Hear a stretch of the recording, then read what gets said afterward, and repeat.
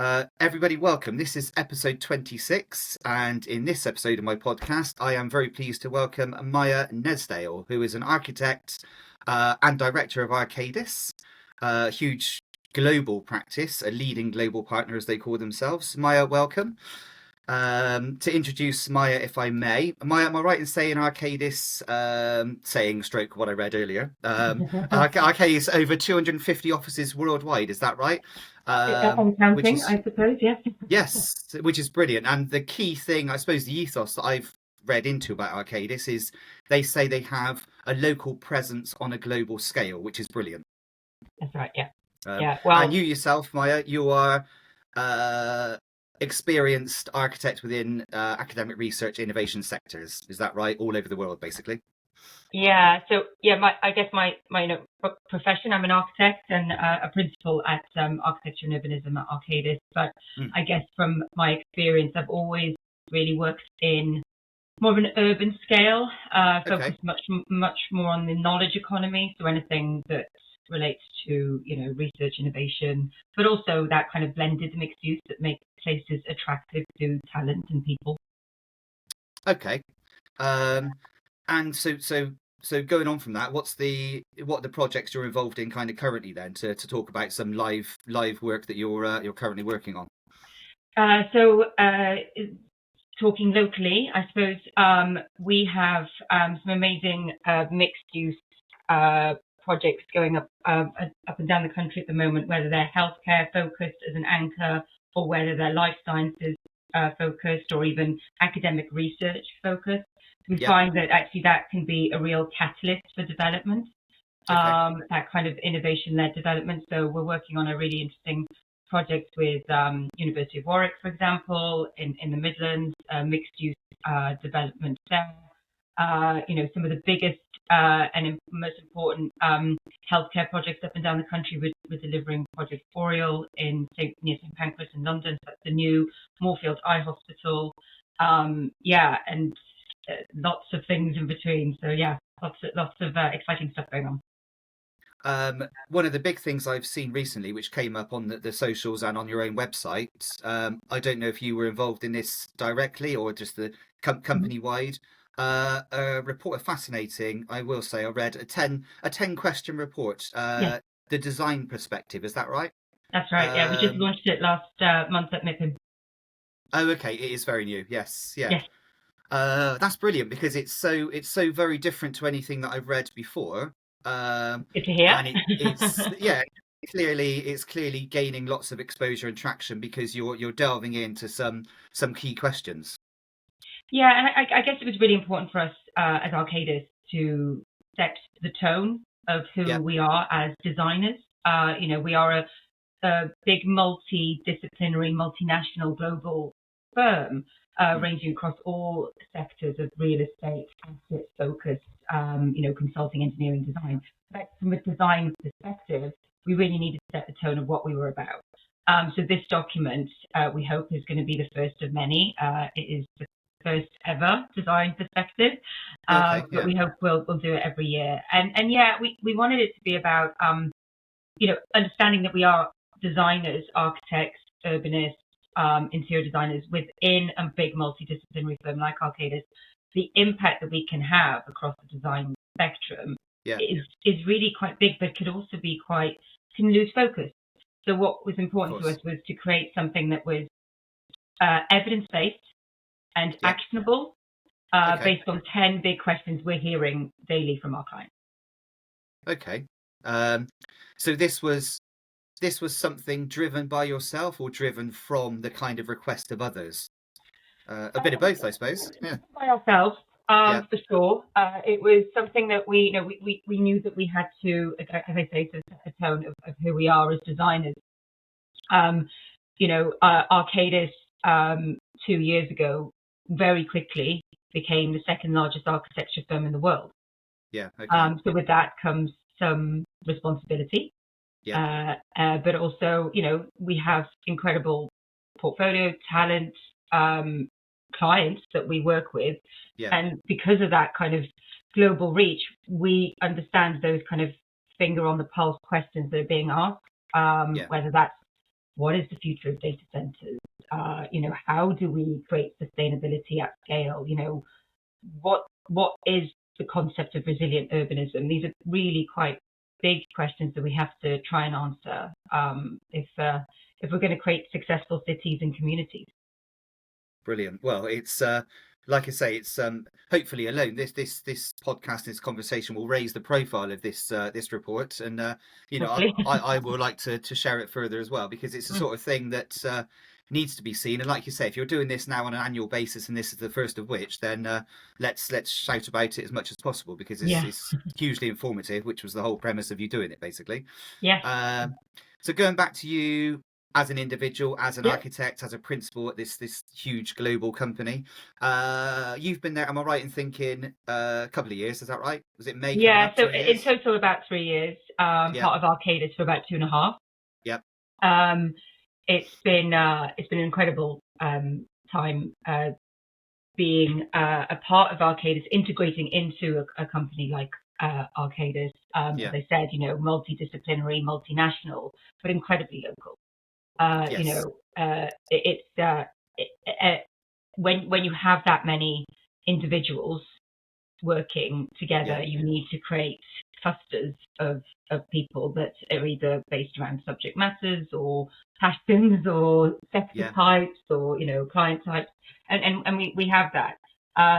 Me personally, I'm an architect, as I said, that has always worked on the kind of knowledge economy scale of buildings and communities, but I'm also very much more of the urban scale as well, rather perhaps than the smaller scale stuff. So I'm really interested. What really drives me is like what makes our places successful, not just the spaces. So one of my roles actually at Arcadis is leading on placemaking. Okay. For the UK and Ireland.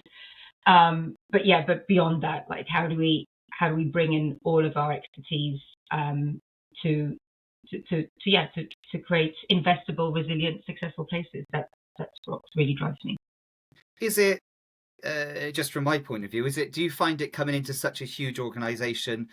Is it harder with that many members of staff and that many ideas coming into the same pot, or rather than it being a smaller team? How do you kind of find that? How do you work with that? It's interesting because I've always worked for quite big organisations. I suppose I've always been part of larger scale firms. And I think the difference at Arcadis that I'm really interested in, and what fascinates me, and I think it's a really good thing for our clients, is this as an architect, as we talked about this earlier, we are very good at the jobs that we do. And we are very good at and very passionate about the process of design and architecture. Yeah. And perhaps sometimes it can be a little bit, I wouldn't say blinkered, but I would say maybe a little bit, one directional, I suppose, because that's how we work. We work in large teams, and we collaborate with the whole spectrum of the construction and property industry. Yeah. But it can be quite singular, especially when you have real passion about something. Yeah. And I think being part of Arcadis as an architect just really challenges you to think differently, to be more conscious of the other elements of what the real estate, property, construction world requires for things to work well. So it's a real challenge, and I like being challenged. It makes you think differently, makes you think outside the box a little bit. And that's been probably the most fascinating thing for me. Well, the other key thing, of course, is the scale of the business brings the scale of the bigger jobs as well, doesn't it? So it can do, yes, yeah. Which in itself is interesting, and can be anywhere from. You mentioned, you're based in London, you're working all around the UK, but of course, you've got your colleagues and the work that you've done as well all over the world. It's that itself makes it really interesting and fascinating to me, which it must do to you as well. When you turn up for work every day, you've got some really interesting stuff ahead. And it's like I'm based in the UK, but our work is from all over the globe. And part of what I really enjoy about my role is, we get to connect people, we get to connect ideas. Yeah. We get to connect clients together. Sometimes, that's where it really, has real impact. So yeah, from looking at jobs in all across Europe, connecting with my network of colleagues across Europe, all the way through to we have individuals in our London office working on projects in North America. So we get to share ideas and share staff and share resources because some of these big projects you mentioned require different kinds of thinking, but also global resource to be able to deliver them. Whether that's, for example, a big transit project in Toronto through to logistics hubs across Europe. We can utilize staff from all across the world. So that's good. Do you still? You've obviously still come up with the similar sort of planning restraints that the one man band perhaps does, or how does that differentiate because you're a huge business compared to the small practice? You still have the same hurdles to go through, although you probably have in-house planners, I assume, do you or not? We do. And in most locations we do. And it's interesting actually because one thing that we don't want to do as Arcadis is just do everything ourselves. Right? And we are very mindful of being very contextual and location specific. So if that means we partner with the right people locally, that's what we do. So if that means partnering with a local architecture firm in Germany or wherever, that's what we will do. And that allows us to be, hyper local, but also engage with the local economy. Which is really important to us too. We don't just want to sweep it and do everything ourselves. No, and there is a danger, for want of a better word, of that happening, isn't it? And it's nice to know that, because I'm sure people would probably think along the same lines as I was going there, that perhaps you are just all encompassing, but it's very good to be, open armed and welcome other industries from wherever you're based. It's a big world out there, there's enough for everyone to kind of to work together on. And we've collaborated a lot in many locations across the world, whether that's with companies like SLA or Snøhetta. We've collaborated on many big scale projects.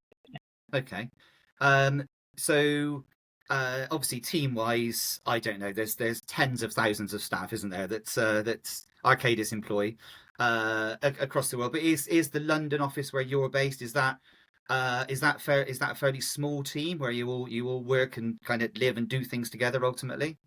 Yeah, so from an architecture and urbanism perspective, we're about 200 people in the UK, give people take. Yep. But obviously the larger Arcadis business is thousands. Yeah. But within our kind of studios, we call them, we have maybe about 50 people in London, about 50 people in Manchester. Both centrally located, and then we have the rest of our staff kind of between Cardiff and Brighton. So that's where the design teams sit. There are some people who are more remote, more hybrid, but that's where our bases are. And that allows us to be, as you said, on the ground, connecting with our clients, the design industry, planning. Local authorities. Do you then do you have obviously from the COVID thing to where we are today, a lot of businesses saying, look, we must now be in 5 days a week because it's crucial to our design development and getting our ideas together and everything else. Do you have days where you must be all in the office together, or is it still hybrid? I think you're working remotely today. Does it? Is it something where the big bosses say we must all be in on one particular day or 5 days a week? Or how does that work for you all? So, again, being part of a big multi-disc company, it has to be appropriate to the work that you're doing. We're not going to tell someone working on a big infrastructure rail project to be in the office every day. That's just going to be madness. From an architecture and urbanism perspective, we encourage our people to be in office first, but not mandate anything. We will not do that. It's not it's not in our DNA. It is really important that our people have a balance of work and life. We are very much a people first organization. Yeah. However, having said that, we do encourage people to come into the office, to collaborate on projects, but that we get that the understanding that being at your desk does not mean you're working. So there's got to be a balance of going out there to network, going out to see clients, going to sites, being there with your team, and being kind of client ready, I suppose. Yeah. And then for you personally, what's your go-to project that you're actually working on right now that you can tell the audience about? What's the best thing you're involved in at the moment? Well, so my as I said, my role is partly leading the placemaking team for ANU, and that allows me to work with both developers and cities and counties, whether we're looking at strategic scale master planning for regions, all the way down to master plans at a kind of more focused level. The kind of projects that really are exciting me at the moment, the work we're doing in the Midlands for universities and developers on creating really forward-thinking innovation districts. That's the kind of stuff that's really gets me going. But yeah, we get to as I said, we get to collaborate on a lot of stuff globally as well. So it's fun. This university project in the Midlands you mentioned, that's well underway now, is it, or is that just a planning stage? It's a briefing stage at the moment. So we've been looking at how we create the right mix of uses. And what's really interesting about that, and this is just something that we talk about in our design perspective, but I think is a real differentiator for us globally as a design firm, is we utilize computational design a lot in everything we do. So whether that's through kind of that regional planning scale I was talking about, so being able to take all the data sets that county level or city level may have, bring them in, we design our own algorithms, and then we process that to create the best options rather than options that we might just think are the best because of precedent or previous experience. So we actually utilize that computational element to be much more efficient, I suppose, in our design process. So the project I mentioned in Birmingham, working with the university to really understand what their brief needs to be, but not just necessarily on what perhaps someone might think they want, but rather what we know is the right potential answer through kind of the data-driven design. That's been really exciting. Okay. And what does the kind of future hold? You've been there a few years yourself. What does the kind of future hold for Arcadis as a business, as an individual practice? You call it a studio, I think, in London. Is there continued growth plans, or how does the business model look? So one of my other roles, I suppose, is I lead growth for architecture and urbanism in the UK and Ireland, and actually into Europe. So where we see the biggest growth. Sorry? A busy lady, yeah. I mean, yes, but that's what keeps life interesting.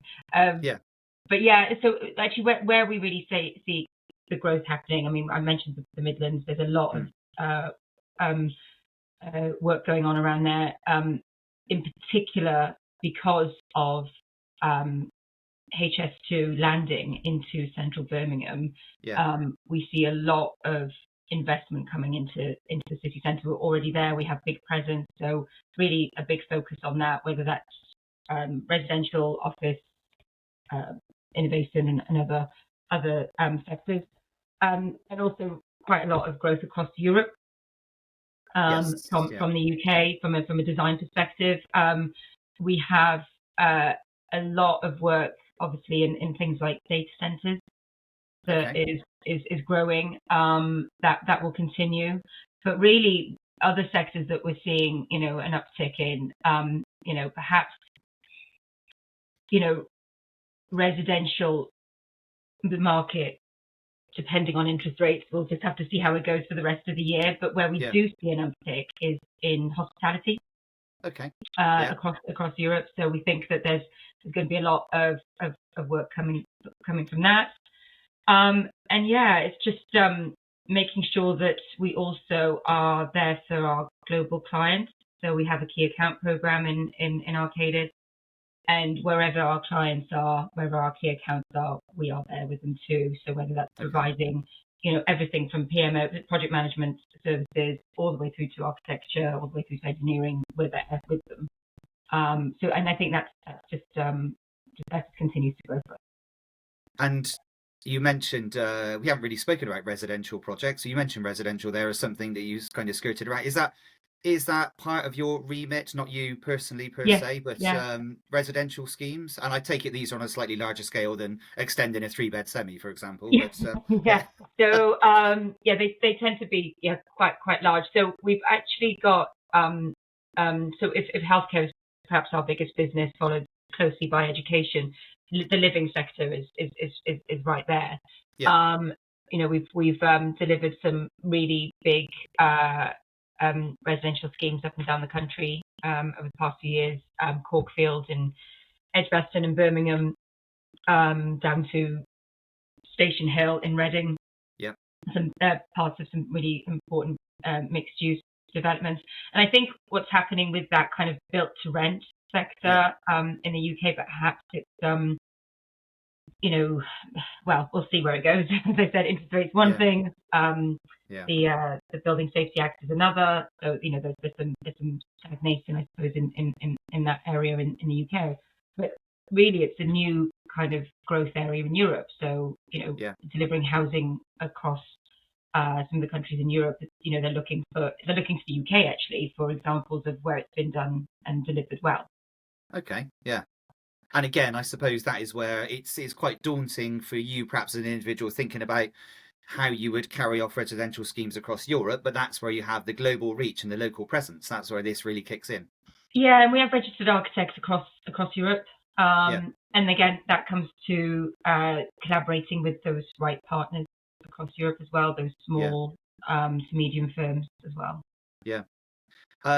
With regards to the youngsters coming up through the ranks, as you obviously did, how does that look for Arcadis and your team as a unit yourselves? Do you bring on the youngsters straight from uni as part one up through the ranks? Yes, absolutely. Yeah, we're currently in the process of completing that process for this year. So bringing in through an interview, kind of group interview process, bringing in those part ones and part twos, and it goes beyond the architects as well. We have landscape architects, we have interior designers, we have a wider, design, outlook. So it's bringing all that young talent through the ranks, as it were. Yes. And again, I think the good thing is the breadth of experience that you can get. I mentioned healthcare, education, and living.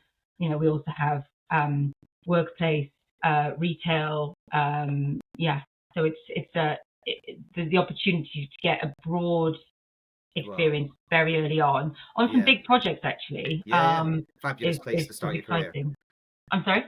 A fabulous place to start your career, isn't it? Well, we hope so. Yes. And just a lovely bunch of people. So.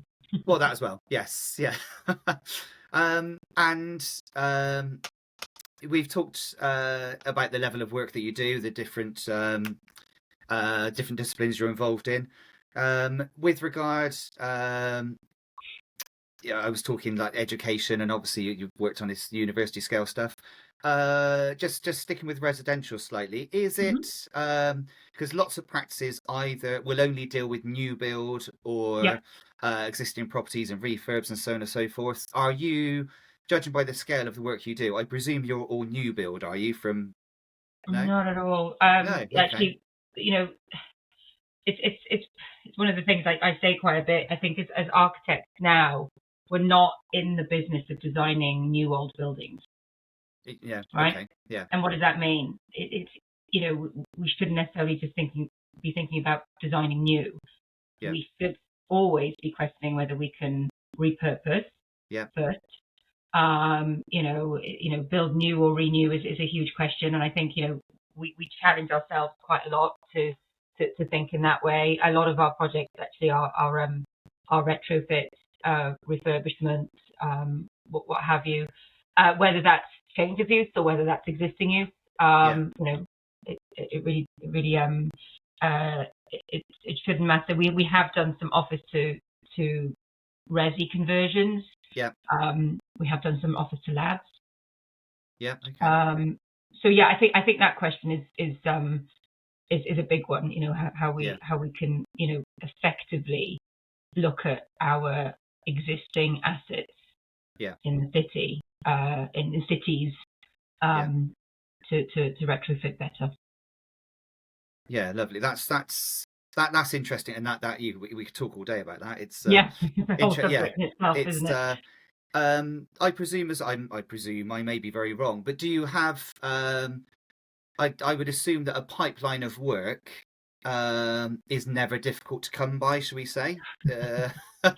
Does that come naturally because of the size you are and the name that you have and your position within the field? No, I think if you're complacent about pipeline, you'll be in trouble very, very quickly. Yes. Whatever your scale, actually. Because the world changes, as we've seen in the past few months, kind of on a sixpence. What happens in one area of the globe or one area of the sector can change really, really quickly. So no, we're not complacent. I mentioned earlier we do have a very strong key account program across Arcadis. So that's full service. We are all encouraged to think about not just our services, but what the whole of Arcadis can bring to a client. And I guess the question of selling, I suppose, to find that pipeline is much more about less selling, but becoming that trusted partner, that trusted advisor. So that the pipeline, as you say, can come to you because that client really trusts that you can deliver in the best possible way and to help them, and that you understand what their pain points and challenges are. And that was the other reason why we wanted to publish this design perspective, because actually that starts to answer a lot of the questions that we're hearing from our clients. So that pipeline is never a sure thing.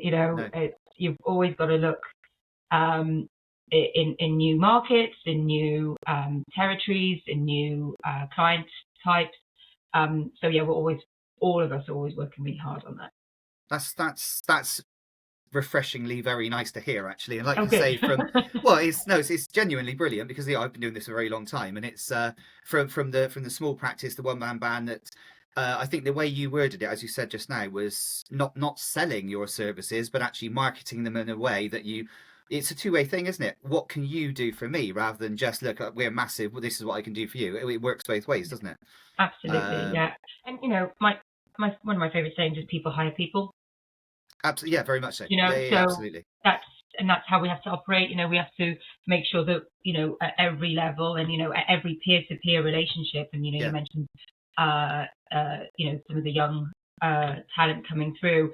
It's everywhere. It's everything from the CEO down to that part one person coming in. Your peer-to-peer relationships, allow us to do great work.